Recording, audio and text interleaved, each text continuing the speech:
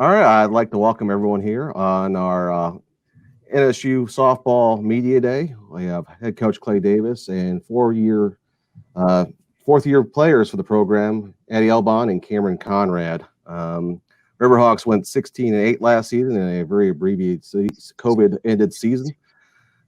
Coach, just talk about let's have an open statement for us and about this upcoming season. We're excited to play. Obviously, not getting to play since March. We're just chomping at the bit to get out there and see someone besides ourselves. The fall obviously was different, and not being able to play outside competition there as well, and just having to inter squad every day and play against each other every day. And I know these guys are excited to get out there and get after it and try to build on the momentum that we had going from last spring. Got a lot of kids back, a lot of returners back that are hungry to finish kind of what we started. I know it's kind of been a theme across the country for a lot of programs is the finish, but for us, we really thought things were rolling well in a good way, and just kind of really getting to our peak and our stride and things going well. So, man, we're just ready to get out there and play. The excitement's probably never, for me, myself especially, I haven't probably been this excited since year one.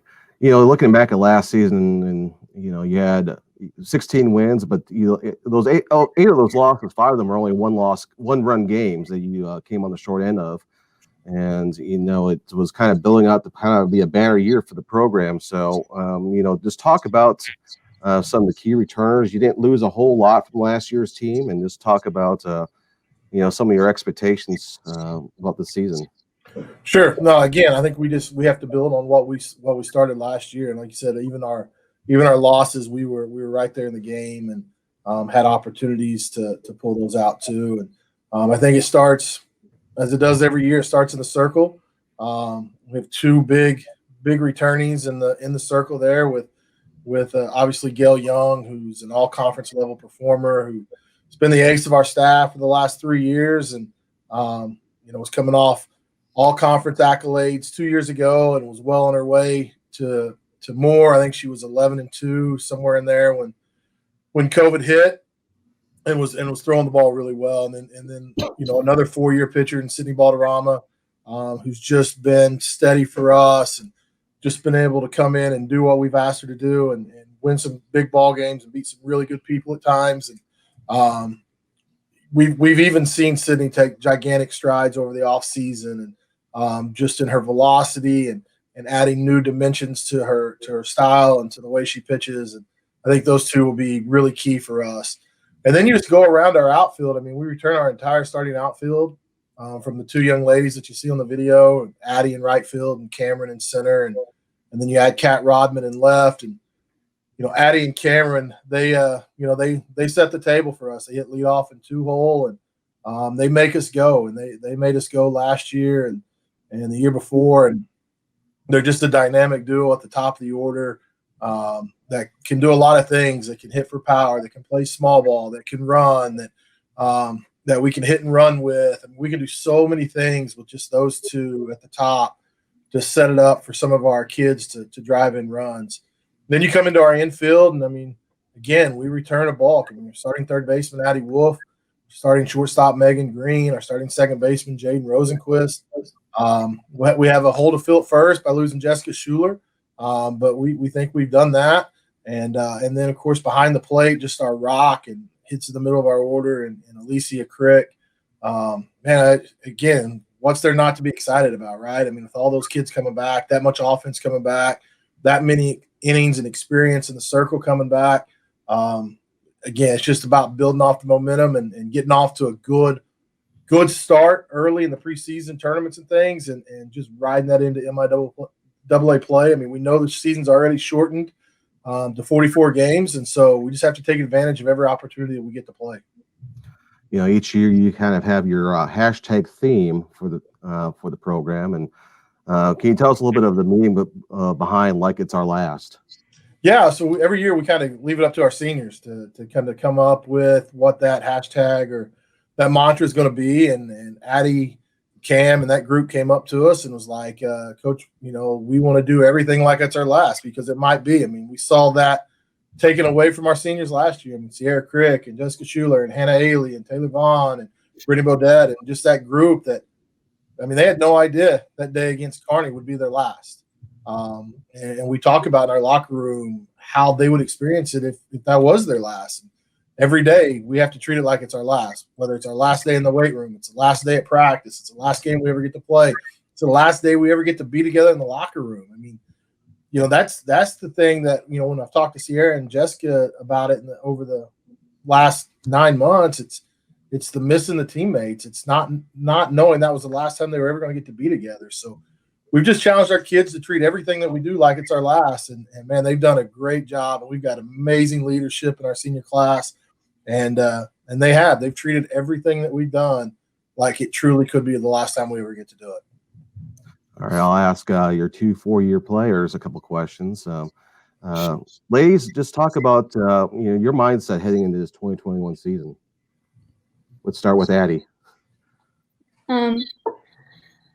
Just to hit on a little bit of what Coach Davis said, I think that we had so much momentum last season, and we were so excited. Like, I felt like our team chemistry was at an all-time high. I felt like we were all on the same page, and I think that made it even more discouraging to get it cut short. So I guess I'm just treating it like it's still the last season, and we have the same people coming back except for a few, and I just really feel like we've put a lot of effort into making sure that this season is that we're ready and that we can make the most out of it no matter what it brings. Cam? I mean, the same thing as them. It could be our last time ever, like, being on the field together, in the locker room. But a positive is like, because we have to social distance, I mean, it's our family away from our home. So we're all pretty close. We're all the same goal. So I think we'll be pretty successful because of that. Okay, Don, can I step in here a little bit? Yeah. You already stole a lot of my stuff, but Addie and Cameron, just what are some strides that you two have made this off season from a playing standpoint? Where have you improved the most? Addie, you can start.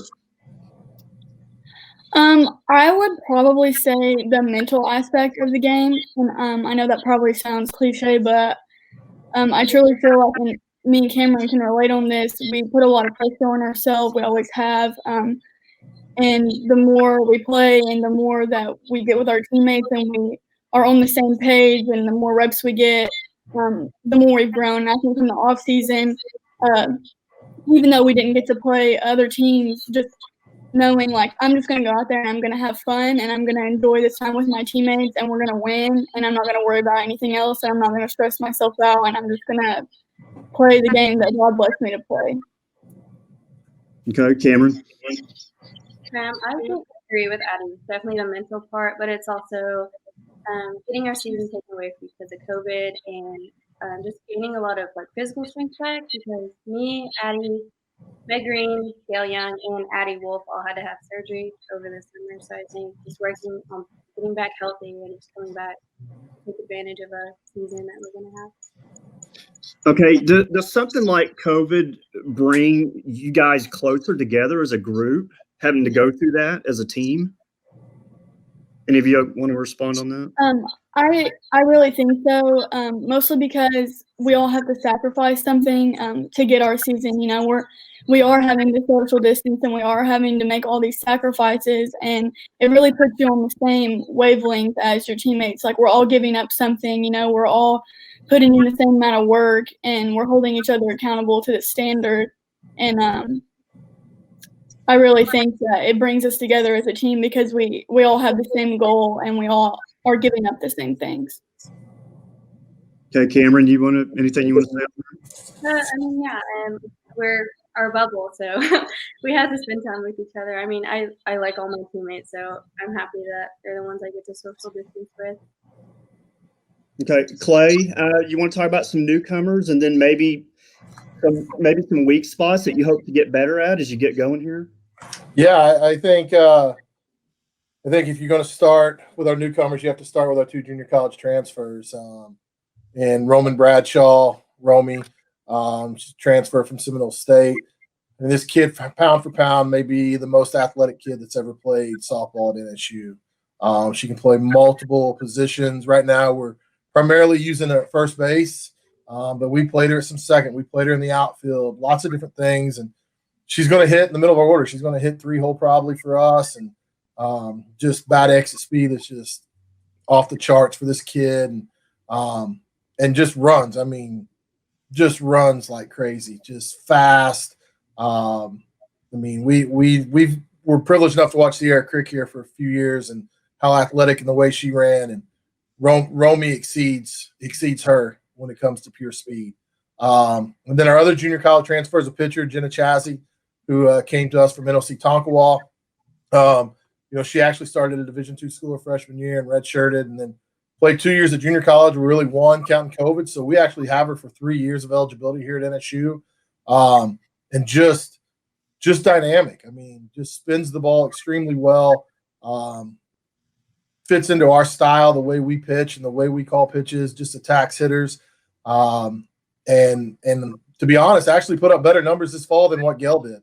And so we're excited to see where her ceiling can actually climb to. So between Gail, Sydney, and Jenna, we think we have, maybe one of the more holistic staffs that we've ever had here. And then a couple freshmen to note that I think will really, really play a major part in our offense at some point is Carly Kelly, who can play the corners as well, who will hit in our lineup at some point from Carl Albert High School. And, just a winner, has won multiple state titles down there at Carl Albert. They're just a softball powerhouse. And then Chloe Boschlevicki, who, again, is a state champion from Piedmont, who was the Daily Oklahoman, Oklahoma City Player of the Year over there last year as a senior for them, and just possesses just massive pop in her bat that will factor into our offense immediately. And then a kid that's really not a newcomer, but has really made gigantic strides, and I think could have a breakout year for us in some capacity, is Hope Parker, who's a fairly local kid from Hilldale High School. And we were going to redshirt her last year anyway before COVID hit, but now we still have her for 4 years. And, man, she's just been phenomenal for us offensively and defensively, and can fill in the gaps and give some kids some breaks and really help our offense at some point. So I think those kids are all kids that you're going to see in our lineup at some point as we go forward. Okay. Biggest concern, Clay? I mean, you obviously got a lot of experience back here. Just any concerns you have right now? Besides COVID? COVID, I guess? Yeah, COVID and health. I think, we are deep. We are athletic, but our depth isn't experienced. I think, if we lose a Megan Green for an extended period of time at shortstop, then, a young kid's going to have to step in there and play, which there's some talent. Lauren Miner and Cameron Clemens can both step in and play shortstop at a high level. If Lise goes down behind the plate, then, we have another freshman there, Vic Leslie, who, again, is very talented. It's just the experience of our depth. I think that concerns me a little bit. But, man, it's just everything else just seems to really be falling into place for us. And I don't want to sound overconfident or talk above where I think we are, but this team is special. And if things go well, then, we could truly make some noise in May if everything falls into place. Okay. I think that's all I've got, Don. All right. Thank you, everyone, for joining with us today, and good luck to you all this season. We appreciate you guys as always. Thank you. Thank you.